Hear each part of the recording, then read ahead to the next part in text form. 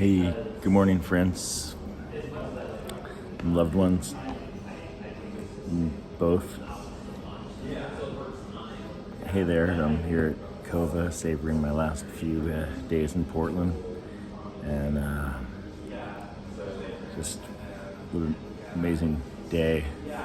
And yesterday, it's hard to describe, and today, I don't know, we'll see how it goes, but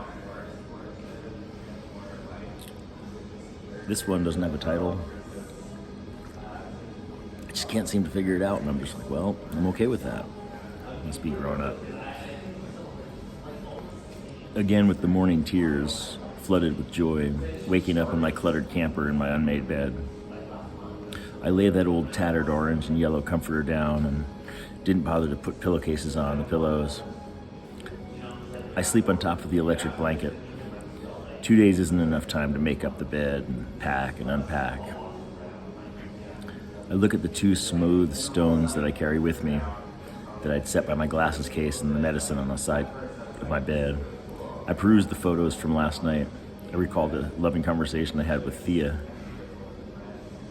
Feeling rich with hope and joy, I just do a quick scan of my phone and start getting ready. My glamper has the hottest water I've ever showered under. I even shave and trim my beard, wanting her to see the lines on my upper lip, how smooth and clean they look against what's left of my burnt orange mustache. I want to call her and tell her that I understand even more what she was trying to say yesterday, when I accidentally called her again. Instead, I focus on looking good and feeling good. The photos from last night pop up on my phone, and I scroll through the post-game shots. The last time we were at the Child Center, Martell was cutting down the net. It's not quite as glamorous this time, but it's just as touching. I asked Kim and Josiah to take a photo with Gramps. It always makes me tender, hoping he will make it to the next game. I watch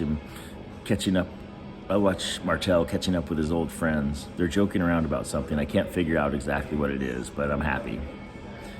In the background, I see his mom dancing in front of Josiah and his friends as they look on.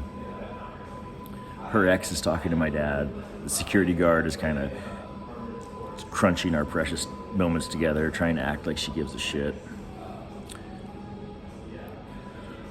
Sometimes, and it's rare, I really love who I am. I ended up going to the first session of the Yoga Nidra, and I learned about the 61 points of light and how the blocks in our mind can have another layer to them. I realized that the doubts I have about my abilities and being successful in my own dharma come from a deeper place, from really not loving or trusting myself, and how we conjure up images that can help transcend those. I choose one of the stones that Josiah gave me to remember to love myself, and the quartz crystal one to help me believe that I'm lovable to someone else. But what I love about myself today is that I feel so much that I needed to go to that Yoga Nidra that I joined for the first portion, which got me there.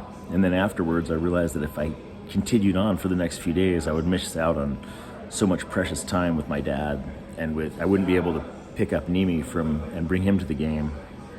So I walked back into the yoga studio, lovingly put the blankets, blocks, and bolsters back, roll up my mat, and say goodbye to my sacred yogi friends and my teacher. They're all so loving and understanding, not batting an eye of judgment, just accepting. I'm crying now, real tears in Cova, heart broken open, softer now after the sobs subside. I don't know if I could have done it without that 5-minute phone call to Allie before class. I asked her if she had any advice for what I was going through, and she said she didn't, but when I come back out to the car and check the phone, I saw this message from her. She says, "The only thing that comes to mind, Joshua, is just to not put yourself under unnecessary pressure. Seems to be a common theme. Heart, prayer, heart emoji. What feels like staying in the flow. Big hug. God, I love her. Having just one good friend is such a bounty." Filled with relief, space, and time, I nap for a few, accidentally call Thea, as I mentioned earlier, and then drive out to get Nimi. I've always loved that kid, as if he was my own. And when Martell asked if I could go get him, I was pained when I thought that I couldn't. And now with my newly liberated time, I could drive out and get him and then scoop my dad. My dad listened to us as we talked about everything. How Martell always got the girls, why his mom tried to keep him from hanging out with us, how I usually respect parents' decisions, but I couldn't do this one, and how he was always welcome at my house, even if she didn't want him there. He told me he appreciated this. I pushed him to tell me about his dreams. He told me he wanted to be a singer and a performer, and I've always seen this in him, so I was happy he was focused on this and didn't care at all that he dropped out of high school. I was actually proud of him. I told him about Fia, about my own dreams and fears, and how I'm still learning to be true to my gifts. He told me about one of his girls, some fights he'd been in, and how he's fixing to get his own apartment. I almost broke open with joy. "I'll have to have you guys over," he said to me. I write to him a text message. I can't help it. "It was so nice to see you, Nimi. I'm so proud and happy for you. You're such a wonderful young man with the whole world before you.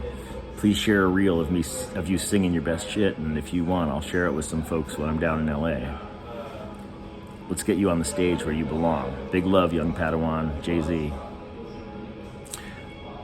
Sometimes the story ends when you want it to go on, and sometimes the story goes on when you want it to end. And it's my story, and I'm sticking to it. So, good to see you all. I love you. Thank you for folks who've been listening since the beginning, and those folks who just are tuning in right now. So, welcome to Cafe Days, and I love you all. Take care. Bye.